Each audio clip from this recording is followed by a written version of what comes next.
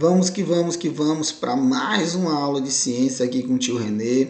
Hoje a gente vai falar de vírus, né? Vírus que é algo muito interessante, porque até hoje existe o debate sobre se os vírus são seres vivos ou se os vírus são matéria não viva, né? Mas a gente vai se aprofundar ainda mais nesse tema a partir do próximo slide. Vamos que vamos falar sobre esses vírus, que é o limite entre o que é vivo e o que é não vivo. Vamos que vamos. Então, pessoal, vamos começar com as características gerais dos vírus, né? Essas características são bem interessantes, características comuns a todos os vírus, né? Então, veja só, os vírus são acelulares, ou seja, os vírus não têm organização celular. E aí começa o grande problema, né? Porque todo ser vivo é formado por célula, né? Ou célula é a menor porção da matéria a ter vida, como diria a teoria celular, né? Veja só, mas os vírus, eles não têm célula, né? E aí, professor, então se não tem célula, não pode ser um ser vivo. Calma aí.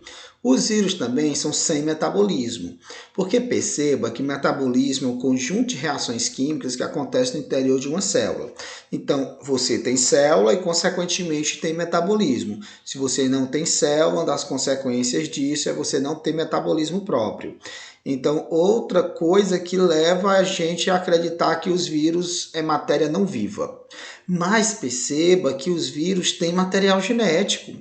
Se o vírus tem material genético, ele vai ter hereditariedade, ou seja, ele vai ter a capacidade de transmitir suas características para a próxima geração de vírus. Ele tem variabilidade, ou seja, eles têm a capacidade de ser diversos, diferentes um do outro. Inclusive, eles sofrem mutação e evoluem, coisas que só os seres vivos fazem. Então perceba que ao lado de características típicas da matéria não viva, tipo acelular e sem metabolismo, os vírus também têm características de seres vivos, como tudo isso que eu acabei de falar, material genético, hereditariedade, variabilidade, né, através das mutações e evolução, né? Aí, professor, e aí, como é que eu posso dizer se o vírus é ser vivo ou é não vivo? Calma que eu vou dizer. Pessoal, outra característica é que eles só se reproduzem no interior de células.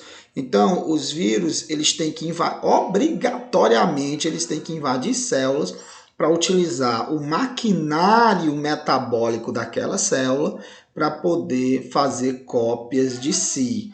Portanto, e ao fazer isso, eles danificam, muitas vezes matam as células. E é danificando nossas células, matando nossas células, que vai causar as doenças na gente. Okay? Portanto, os vírus são parasitas intracelulares obrigatórios. Então, eu vou dar uma dica para vocês. Um vírus, quando ele está fora de uma célula, ele é como se estivesse morto. Quando o vírus entra na célula, ele passa a ter a organização da célula que ele invadiu, aí ele passa a ser um ser vivo. Então, o vírus só é um ser vivo quando está dentro de uma célula, ok? Então, ele é um morto-vivo, ora morto, ora vivo, né? Beleza? Tranquilo? Pessoal, professor, e se os vírus, eles não têm células, qual é a estrutura de um vírus? Uma estrutura de um vírus é uma estrutura muito, mas muito simples mesmo, ok? É interessante que a gente pensa que é tudo do mesmo tamanho, né? Mas não é. Se eu dissesse que uma célula de meu corpo fosse do tamanho de uma melancia, imagine uma célula minha do tamanho de uma melancia. Uma bactéria seria mais ou menos do tamanho ali de uma laranja, né? Ou até mesmo às vezes do tamanho de uma uva, né? E o vírus seria menor do que a semente da uva. Então perceba, se a célula fosse do tamanho de uma melancia, olha só, se uma célula da gente fosse do tamanho de uma melancia, uma bactéria seria mais ou menos do tamanho de uma uva ali, né? E o vírus seria menor do que a semente dessa uva. Então perceba que os vírus, eles não são microscópicos, eles são ultramicroscópicos, eles são muito, mas muito, muito, muito pequenos, né? Então, tanto é que no passado não conseguia se ver o micro-organismo que causavam as viroses, né? a raiva, a gripe, o resfriado. Então não dava para ver o micro-organismo, porque lá no século XIX a microscopia não permitia você ver os vírus, porque os vírus são muito pequenos, né? Então eles imaginavam que essas doenças não eram causadas por micro-organismos, gripe, resfriado, raiva, né? Eles pensavam que deveria ser por alguma toxina, algum veneno, né? Por isso que essas doenças eles diziam que eram causadas por vírus, porque vírus vem do latim que significa veneno, né? Veneno. Olha, mas enfim, vamos que vamos. Estrutura do vírus, portanto, todo vírus vai ter uma cápsula, que eu chamo de capsídio, uma cápsula proteica, que eu chamo de capsídio. Geralmente é uma figura geométrica de 20 faces, é um icosaedro, né? E esse estojinho, né, que é o capsídio, ele protege o material genético. O material genético é o DNA ou o RNA, ou um ou outro, beleza? E aí aqui a gente tem a estrutura do vírus, né? Todo vírus tem isso. Todo vírus tem um estojinho proteico, entenda, capsídio, né? E o material genético. Aí alguns vírus podem ter o envelope proteico, que a gente chama o envelope lipoproteico, envelope lipoproteico, que aí vai ser os famosos vírus envelopados, ok? Então se tem um envelope, são vírus envelopados. E se não tem um envelope, obviamente que vírus não envelopados. Então, o vírus da gripe, o vírus da AIDS, né, o HIV, o vírus, o SARS-CoV-2, né, o vírus do Covid-19, todos esses vírus são vírus envelopados, ou seja, além do capsídio proteico, além do material genético, DNA ou RNA, eles também têm esse envelope.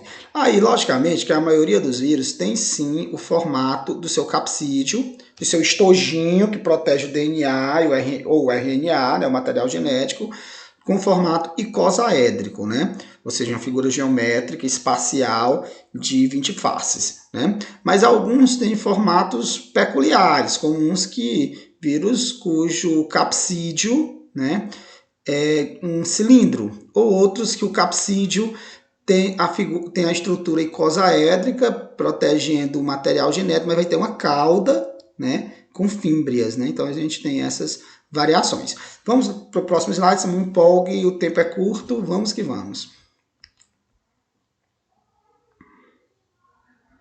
Então eu disse para vocês, olha, que o vírus são parasitas intracelulares obrigatórios.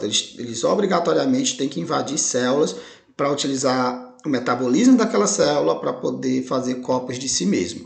Eu trouxe dois exemplos. Aqui é o bacteriófago, né? Então esse vírusinho bem bonitinho, parece uma nave espacial, é o bacteriófago.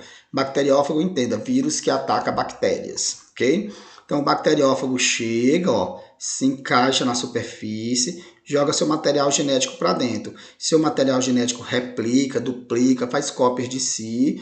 E também o material genético determina a produção das pecinhas e depois essas pecinhas vão todas se juntar, né?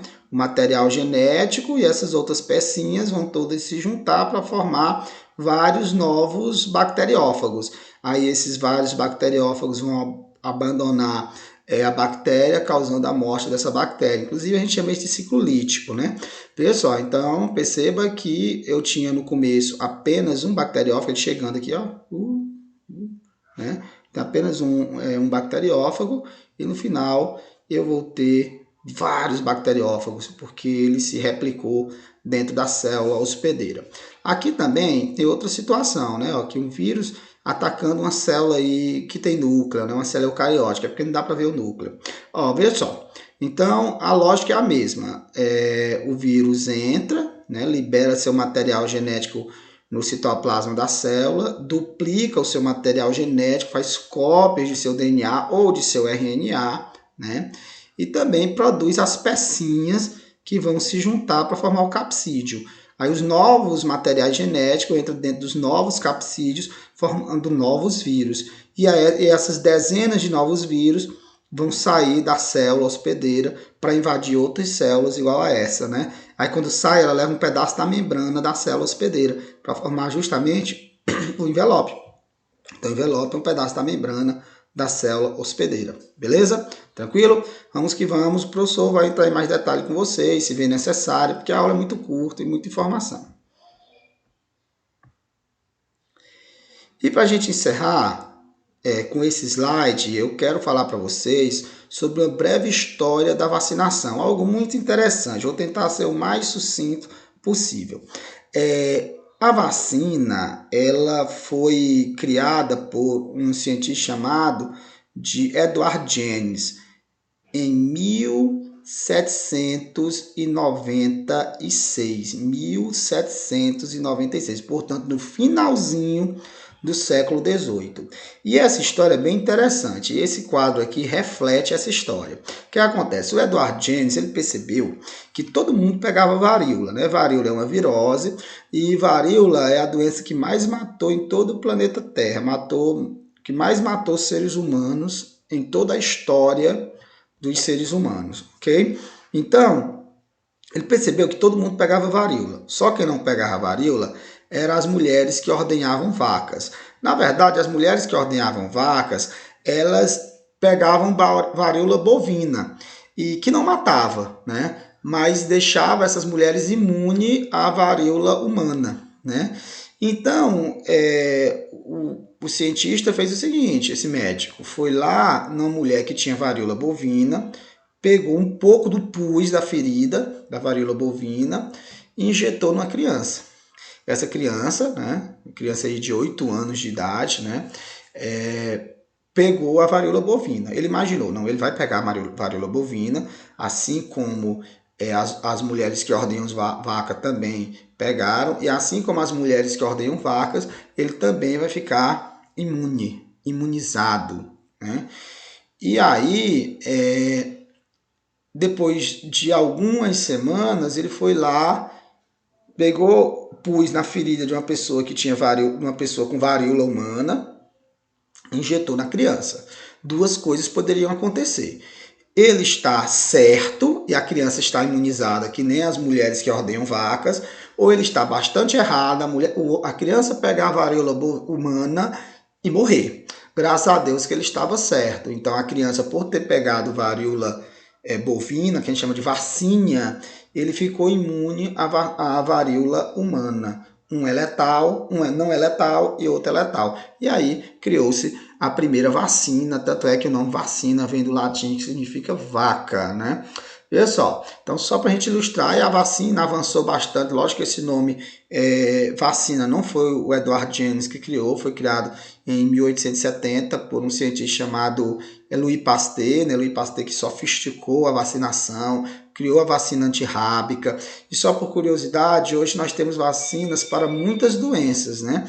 E a primeira doença a ser totalmente erradicada, ter sumido totalmente do planeta, foi a varíola, né? O último caso de varíola foi em 1979. De 1979 em diante, não existe mais varíola no planeta, graças a uma coisa chamada de vacinação. A vacinação é muito importante. Se não tivesse a vacinação, até hoje pessoas estariam morrendo de varíola, né? E outro exemplo que eu gosto sempre de dar é da poliomielite, paralisia infantil. Não existe paralisia infantil no Brasil desde 1989. E não existe paralisia infantil no Brasil porque as crianças são ostensivamente vacinadas contra a paralisia infantil, né? O famoso Zé Gotinha. Se não fosse assim, até hoje nossas crianças estariam aí com uma perna menor do que a outra, ou andando, consequentemente andando de moletas, ou algumas andando de cadeira de rodas, por conta dessa doença tão agressiva, mas não existe mais por conta da vacinação. Então, é muito importante que nós nos vacinemos, ok? É algo que você faz por si e faz também pela coletividade, ok? Professor, mas por que é importante a vacinação? A vacinação é uma imunização ativa artificial, ou seja, artificialmente você estimula o sistema imune a produzir anticorpos para aquele corpo estranho. Então ele gera uma memória imunológica, o sistema imune lembra daquele corpo estranho, conforme aquele corpo estranho entre, ele imediatamente combate aquele corpo estranho, porque ele tem anticorpos para aquele corpo estranho e ele aprendeu porque ele recebeu a vacina, ok? O efeito é prolongado, verdade. Muitas vacinas você toma de 10 em 10 anos, outra você toma apenas uma vez e já serve para a vida toda. Então, efeito prolongado. Então, a função é preventiva, né? A gente chama profilática, né? A função é preventiva. Ou seja, você toma vacina para não ter a doença, ok? Beleza? Então, pessoal, um pouco aí sobre vírus, um pouco sobre vacinação. O tempo é muito exíguo, ou seja, muito curto, e o conteúdo é bastante extenso, mas acredito que eu passei um pouquinho de informação para vocês. O tio aí da aula vai passar tarefas, exercícios, trabalhos, ou abordar um ou outro tema que ele achar necessário. Tchau, pessoal, até nosso próximo encontro.